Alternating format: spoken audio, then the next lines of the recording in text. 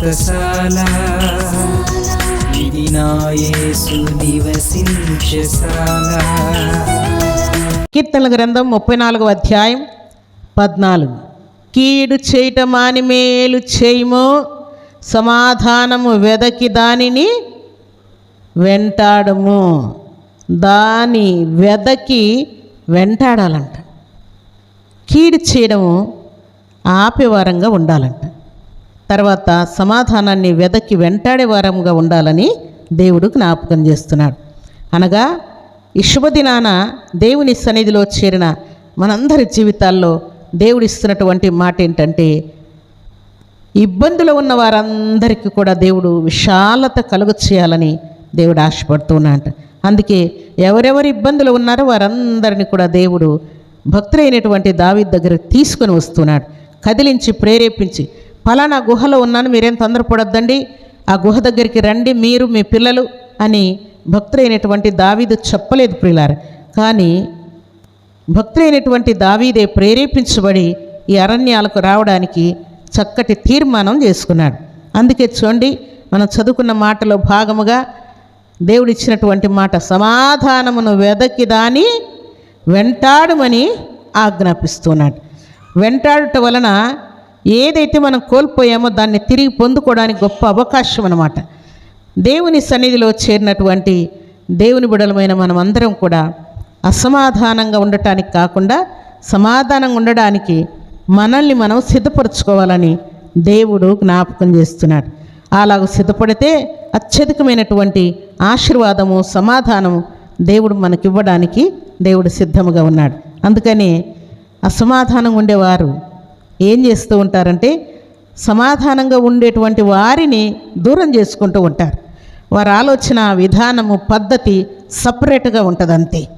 అయితే దేవుడిచ్చినటువంటి మాట ప్రకారం సమాధానపరచువారు ధన్యులు, వారు ఏం చేయబడతారని రాయబడింది మత్తయి సువార్త 5వ అధ్యాయంలో. వారు దేవుని కుమారులు. సమాధానపరచువారు ధన్యులు, వారు దేవుని కుమారులు. ఎవరితో సమాధానం? నీ వరకు, నీ ఇంటి వరకు, నీ తల్లి వరకు, నీ తండ్రి వరకు, లేక నీ భర్త వరకు, నీ భార్య వరకు, నీ పిల్లల వరకు నువ్వు ఉంటే అది దేవుని లెక్కలోకి రాదు ప్రియులారా. లోకస్తులు కూడా వారి భార్యల్ని, వారి పిల్లల్ని, వారి భర్తల్ని ప్రేమించుకుంటారు, పరామర్శించుకుంటారు. కానీ దేవుని బిడ్డలమైన మనం చేయవలసినటువంటి బాధ్యత ఏంటి అని అంటే, దేవుడు సెలవిచ్చినట్లుగా, ఆయన కృప చూపించినట్లుగా మనము కూడా బాధ్యత కలిగి అనేకులను ప్రేమ చూపించే వారంగా మనం ఉండాలని పరిశుద్ధాత్మ దేవుడు జ్ఞాపకం చేస్తున్నాడు. ఈ శుభదినాన దేవుని సన్నిధిలో చేరినటువంటి దేవుని బిడ్డలమైన మనమందరం కూడా ఇహలోక సంబంధమైన వాటికి దూరముగా దేవునికి సమీపస్థలముగా ఉండాలని దేవుడు కోరుకుంటున్నాడు. తర్వాత అసమాధానంగా ఉన్న వారందరినీ కూడా సమాధానం వైపు మళ్ళించి ఆయన కృపను మెండుగా నిండుగా అనుగ్రహించడానికి దేవుడు సిద్ధముగా ఉన్నాడని మనం జ్ఞాపకం చేసుకోవాలి. ప్రభు సన్నిధిలో చేరినటువంటి ప్రభు బిడ్డలు చాలామంది దేవుని యొక్క ఆశీర్వాదాన్ని కోల్పోవడానికి కారణం ఏంటంటే, దేవుని మీద ఉన్నటువంటి విశ్వాసాన్ని కోల్పోతారు. విశ్వాసాన్ని కోల్పోతే దేవునికి అర్పణ కూడా ఇవ్వరు, దశంభాగాలు కూడా ఇవ్వరు, మొక్కుబడులు కూడా ఇవ్వరు, ఏమీ ఇవ్వకుండా ఉంటారు. ఎందుకంటే నాకే లేదు, ఇంకా దేవునికి ఎక్కడ ఇచ్చేది అనుకొని అపవాది చేత శోధించబడి వారు దేవుని యొక్క ఆశీర్వాదాన్ని కోల్పోతారు.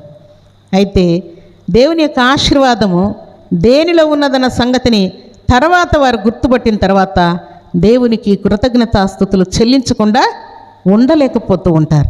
ప్రభు సన్నిధిలో చేరిన ప్రభు బిడ్డలమైన మనం, చిన్నవాడు 5 రొట్టెలు 2 చేపలు ఇచ్చిన తర్వాత 12 గంపలు మిగిలినట్లు వ్రాయబడింది. ఒకవేళ ఆ చిన్నోడు అల్పబుద్ధితో నాకే కావాలి, నేనే తినాలి అని వాడు 5 రొట్టెలు 2 చేపలు ఇవ్వకుండా దేవుని చేతికి అప్పగించకుండా ఉండి ఉంటాడు అనుకోండి, అప్పుడు ఏం జరుగుతుంది చెప్పండి? నేను యేసయ్య కొండ మీద సువార్త ప్రకటిస్తున్నాడంట, అందరు బయలుదేరి వెళ్తున్నారు, నేను కూడా బయలుదేరి వెళ్తున్నానని వాడు వాళ్ళ అమ్మతో చెప్తే, సరే నాన్న వెళ్ళి జాగ్రత్తగా వాక్యం విని ఆకలి అయితే ఈ రొట్టెలు తిను అని ఆమె క్యారియర్ కట్టిందంట ఆ తల్లి. యేసయ్య ఎప్పుడైతే అనౌన్స్ చేశాడో ఈ మాట, వెంటనే వాడు మారుమాట మాట్లాడకుండా వాని బంధువులు రక్తసంబంధికులు కూడా వాని వెంట ఉన్న వారికి కూడా చెప్పకుండా మారుమాట మాట్లాడకుండా 5 రొట్టెలు 2 చేపలు తెచ్చి యేసయ్య చేతికి అప్పగించారు. లాభం కలిగిందా లేదా? ఏం లాభం చెప్పండి? అందరూ 5,000 మంది భోజనం చేయడమే కాకుండా 12 గంపలు మిగలడమే కాకుండా పురుషులు ఒక్కరే వచ్చి ఉంటారు ప్రార్థనకి. స్త్రీలు పిల్లలు కూడా వస్తారు కదా, వారి సంఖ్య వ్రాయబడలేదు. అంటే 5,000 మంది కంటే విస్తారమైనటువంటి జనము, స్త్రీలు పిల్లలు కూడా వచ్చినట్లు మనం గ్రహించాలి. అందుకని ప్రభు సన్నిధిలో చేరిన ప్రభు బిడ్డలమైన మనమందరం కూడా ఈ సంగతి జ్ఞాపకం చేసుకుంటే 5 రొట్టెలు వాని చేతిలో ఉంటే 5గానే ఉండేవి, కానీ యేసయ్య చేతిలోకి రాగానే గొప్ప ఆశీర్వాదాన్ని ఆ కుమారుడు అనుభవించాడు. ప్రియులారా, ప్రభు సన్నిధిలో చేరిన మన జీవితాల్లో నిత్యము మనము దేవుని మాటకు తల వంచుతూ ఉంటే మనకు తెలియకుండానే ఈ స్వభావం వచ్చేస్తూ ఉంటుంది. రేపు ఉంటామో లేదో ఈరోజు దేవుని మాట విందాం అనేటువంటి ఆలోచన దేవుడు మనకిస్తాడు. సంకుచితమైన ఆలోచనలు, నేను నా తల్లి నా తండ్రి, లేక నేను నా భార్య నా పిల్లలు, నేను నా భర్త నా పిల్లలు అనేటువంటి సంకుచితమైనటువంటి ఆలోచన మన హృదయంలో ఉండనే ఉండదు. ప్రియులారా, ఈరోజు ఉన్నాము, రేపు ఉంటామో లేదో తెలియదు. ఈరోజు ఉన్నాం కాబట్టి దేవుణ్ణి మహింపరుద్దాం అనుకుంటారు, అంతే. ప్రభు సన్నిధిలో చేరిన ప్రభు బిడ్డలమైన మనం ఈ లెక్కను మనం జ్ఞాపకం చేసుకుంటే నిశ్చయముగా దేవుడు మన ఇబ్బందిలో విశాలత కలుగు చేయబోతున్నాడు. మన అప్పుల్లో కూడా కార్యానుకూలమైన మంచి సమయం ప్రాప్తింప చేయబోతూ ఉన్నాడు.